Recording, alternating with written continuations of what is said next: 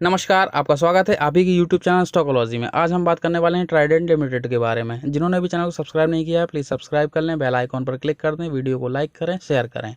अब हम कंपनी के रिजल्ट्स को देख लेते हैं। तो अगर इनकम की बात करें तो मार्च क्वार्टर 20 में जो इनकम थी वो 9,975 मिलियन की थी और मार्च क्वार्टर 21 में जो इनकम हुई है वो 13,471 मिलियन की हुई है। तो इस प्रकार हमें क्वार्टर ऑन क्वार्टर इनकम बढ़ती हुई दिखाई दे रही है।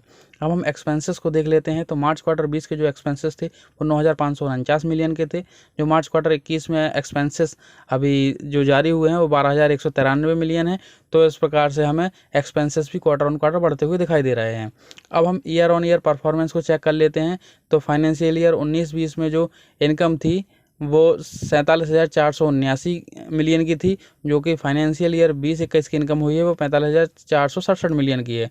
तो इस प्रकार फाइनेंशियल ईयर 19-20 से 20-21 के में इनकम में हमें कमी दिखाई दे रही है। अब हम एक्सपेंसेस को देख लेते हैं। तो एक्सपेंसेस फाइनेंशियल ईयर 19-20 में 43,232 मिलियन के थे, जो कि 20-21 में आकर 41,170 मिलियन हो गए हैं। तो इस प्रकार हमें एक्सपेंसेस भी घटते हुए दिखाई दे रहे हैं। अब हम कंपनी के प्रॉफिट एंड लॉस स्टेटमेंट को देख लेते हैं। तो अगर नेट प्रॉफिट बिफोर टैक्स की बात करें तो मार्च क्वार्टर 20 में 435 मिलियन के जो नेट प्रॉफिट बिफोर टैक्स थे वो मार्च क्वार्टर 21 में 974 मिलियन हो गए। और जो नेट प्रॉफिट आफ्टर टैक्स देखा जाए तो वो 401 मिलियन था मार्च क्वार्टर 20 में, वो मार्च क्वार्टर 21 में 764 मिलियन के हो गए।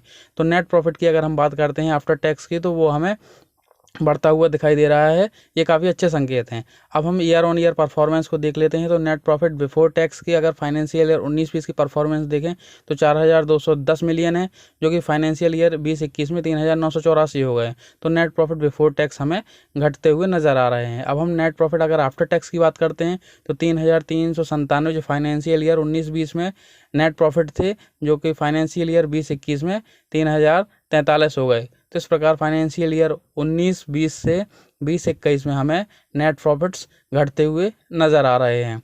अब हम कंपनी के एसेंशियल्स को देख लेते हैं। तो कंपनी के जो मार्केट कैप है वो 8,632 करोड़ की है।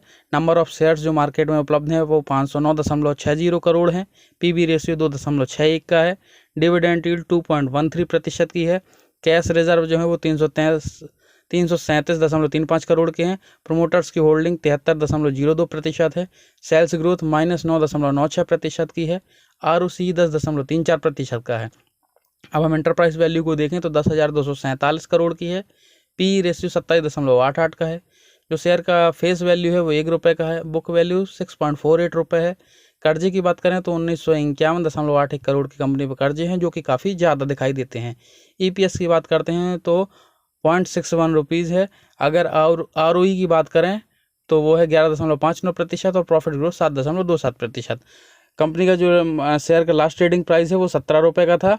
और 52 वीक अगर हाई की बात करते हैं तो ₹19.30, जो कि 12 मार्च को बना है, जो कि अभी हाल ही में बना है। 52 वीक अगर लो की बात करते हैं तो ₹4.45 है, जो कि 22 मई 20 को बना था।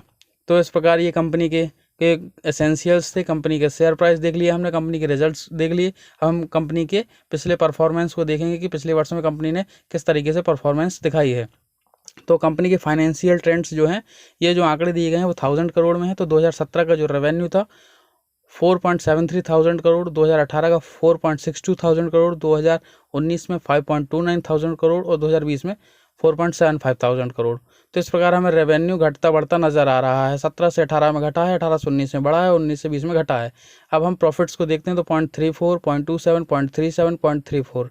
तो इस प्रकार हम देखते हैं 17 से 18 में घटा है, 18 से 19 में बढ़ा हुआ दिखाई देता है और 19 से 20 में फिर हमें रेवेन्यू प्रॉफिट जो है घटते हुए दिखाई दे रहे हैं।